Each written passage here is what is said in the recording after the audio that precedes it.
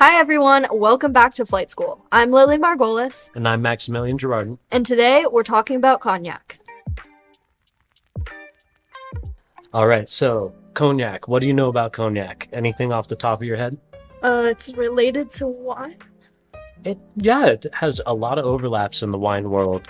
Cognac is a brandy that has a lot of rules. Most often it's Uni Blanc these days, but there's about 16 other grape varietals you can use to make a cognac, and they all must come from within those appellation regions. So it's a geographical indication, just like bourbon has to be from the States or champagne has to be from France. So what do these letters mean on here? We've got a VS and we've got a V.S.O.P. What we're drinking right now is the VS. VS stands for Very Special, and a Very Special is an age statement. And what it does is it tells you the youngest component of your blend of brandies. So after these brandies come off of the still, and it's very specific stills they use in cognac to make this, they slap them into barrels, so that's where we get all this lovely color. Yeah. It has to be French oak barrels, which is a different thing from Quercus alba or American oak. Generally speaking, you'll find barrels are made from Limousin oak, but you may be allowed to use Gascon and Allier oak as well. It's pretty rare to see that happen. So VS means 2.5 years at the minimum, but that doesn't mean that that's everything that's in this, because this is quite dark for just 2.5 years. So give it a smell. Anything leaping out? Some like vanilla and caramel, like creme brulee notes, some herbal as well. Yeah, absolutely. I always felt like cognac smelled like white raisins, just like a shriveled white grape. But it's always gonna have that like really dense sugar kind of note to it. Some of them can be very dry though.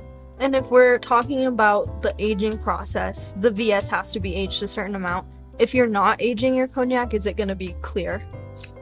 You actually can't label it as a cognac unless it spends a certain amount of time in oak. So that's one of the rules. Yes, but yes, it does start its life as a totally clear spirit coming off the still. One of the other rules I mentioned is the type of still used to produce cognac. It must be something called a Charentay still. A Charentay still is 2 copper pot stills, just like the ones you would use to make whiskey, but they're in conjunction. So it goes straight from the distillate of one, condenses down into the pot of the next, and double distills that way. That's a pretty unique thing to the French brandy making process, and a lot of cognac makers attribute the weight of cognac to that style of still. So we have with us Maison Rouge, and Maison Rouge is a very affordable, excellent, I always call it a cocktail cognac, but you can sip it on its own. It's got good complexity, it's easy drinking, it's not too sweet like a lot of other ones in its price range are. It's a go-to recommendation for us, particularly for vue carrés and sidecars and just all those cocktails that use a cognac.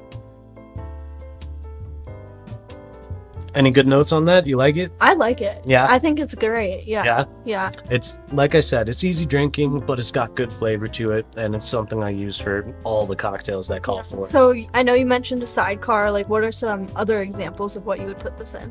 One of my favorite things to put this in is called Chatham Artillery Punch.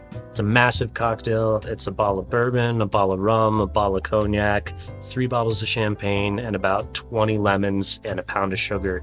And it's dangerous. Yeah, I've made it a couple times, and the rest of the night is lost to memory. But yeah, next let's try the V.S.O.P. All right, so next up we are trying the Maison Rouge V.S.O.P. Now, V.S.O.P. stands for Very Special Old Pale. Where VS was 2.5 years at the minimum, V.S.O.P. is 4.5 years at the minimum, so just a bare 2 years more. But the thing to bear in mind about that is that we're still only talking about what the youngest component is allowed to be. Maison Rouge has been around for a long time, blending together very, very old barrels and very, very young barrels. So the average age of what's in a VSOP is necessarily much, much higher than what the minimum is. And that varies from producer to producer. Yeah, let's give this one a try as a direct comparison. And for me, remember, it's that it does spend at least 2 years more in a barrel, but that most of what's in here probably spends far longer. I was expecting it to have more of a bite than the VS, just because it is aged for longer, but it actually had a cleaner, smoother mouthfeel. Sure. And I didn't think, like, you didn't feel that alcohol in the mouth quite as much. Definitely, yeah. And you will find that in general, generally speaking, but particularly if you're just going from the youngest thing to the oldest thing within one producer, that the more time it spends in a barrel, the softer it gets. And in fact, we call barrel aging also sometimes mellowing in barrels, because it is much softer, it's not as bright and upfront, and which is why I tend to use the Cognac VS for my cocktails, because it's brighter, it has more fruit qualities, as opposed to the VSOP, where there's a lot of oak going on there, and it's a little softer, so it could get drowned out easier. So there are a couple more categories of cognac that we didn't talk about. This is just kind of the starting out. One of the biggest ones is the other age designations. You can have XO cognac, and being an XO cognac, extra old, because it's very creative, leaps from the minimum being at 4.5 on a VSOP to 10 years.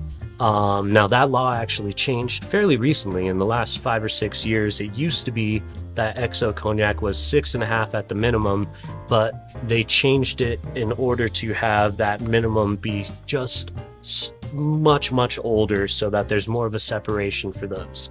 Most of the most famous cognacs would fall under the XO. All of those, like Hennessy XO, Remy Martin XO, Louis XIII from Remy Martin, all of that kind of stuff. Those are very old cognacs, and they can have things that are like 150 years in them, which is crazy. But the minimum for XO is 10. There's also the question of what region your grapes are growing in. There's 7 different regions, I believe, but most often you're going to find that your cognac grapes are coming from Grand Champagne and Petit Champagne, which is why I always laugh when I look at the larger producers and it says fine champagne cognac, because they're all champagne cognacs. One last question. Yeah. I know you mentioned that some of these cognacs have been in production for a really long time. So is that going to make an impact on which bottle you're buying if you're buying from a newer producer versus one that's been producing for a long time? Yes and no. Cognac's a really tricky beast, because not every cognac producer is actually distilling their own brandy.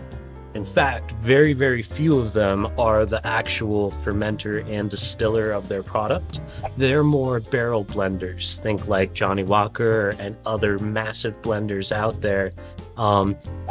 Hennessy, Remy Martin, Martell, and Courvoisier are what we call the Big Four, and those guys produce almost zero spirit themselves, but they are a blending house where they're purchasing from much smaller producers all over France, tasting everything and making blends in that way. So if you're a newer producer of cognac, as long as you're willing to shell out to purchase some of the oldest barrels from the more venerable chateaus, you can absolutely have very old cognac with a brand new producer. Good question. Yeah. So that was a beginner's introduction to cognac. We went over a little bit of the label and how to read it, and a little bit of how to use these cognacs in different ways. I would also like to thank Jacob Noske from Classic Wines for supplying these cognacs for us to use. These are really good examples of the entry level. Thanks for flying with us today. Subscribe to our YouTube channel and ask your questions in the comments.